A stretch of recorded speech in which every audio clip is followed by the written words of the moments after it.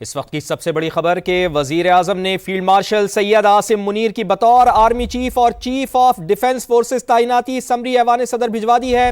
وزیر اعظم نے field marshal Syed Asim Munir کی بطور آرمی چیف اور چیف آف ڈیفنس فورسز تعیناتی کی منظوری دے دی ہے۔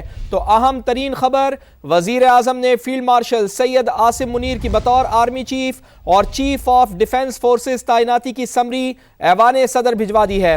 وزیر اعظم نے فیلڈ مارشل سید عاصم منیر کی بطور آرمی چیف اور چیف آف ڈیفنس فورسز تعیناتی کی منظوری دے دی ہے۔ Field marshal Syed Asim Munir chief of army staff کے ساتھ ساتھ چیف آف ڈیفنس فورسز بھی ہوں گے اور ان کی یہ تعیناتی 5 سال کے لیے ہے۔ فیلڈ مارشل سید عاصم منیر ملک کے پہلے چیف آف ڈیفنس فورسز ہوں گے۔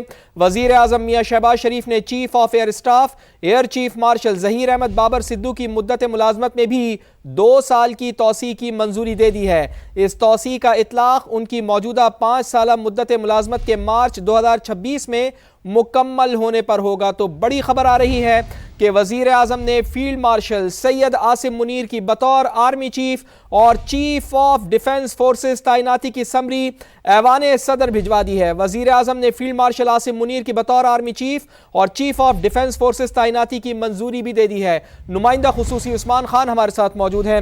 عثمان، اسی چیز کا انتظار تھا، اب سمری وزیر اعظم نے ارسال کر دی ہے ایوان صدر کو۔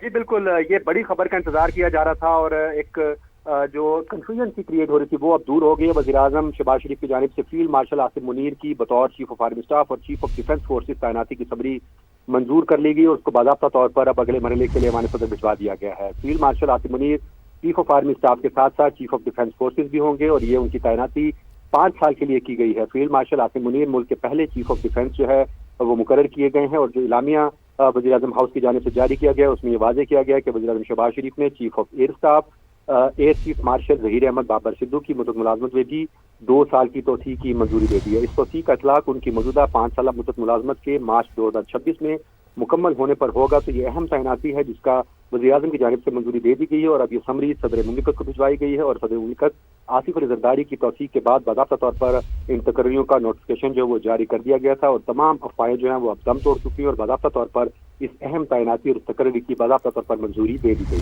جی عثمان، بالکل آپ نے درست کہا کہ تمام تر کنفیوژن دور ہو گئی ہے، تمام تر افواہ ساز فیکٹریاں جو کھل گئی تھیں اس معاملے میں وہ بھی اب بند ہو گئی ہیں۔ ذرا یہ واضح کر دیجیے گا کہ چیف آف ڈیفنس فورسز کی تعیناتی 5 سال کے لیے ہوگی، اگلے 5 سال کے لیے وہ چیف آف ڈیفنس فورسز ہوں گے؟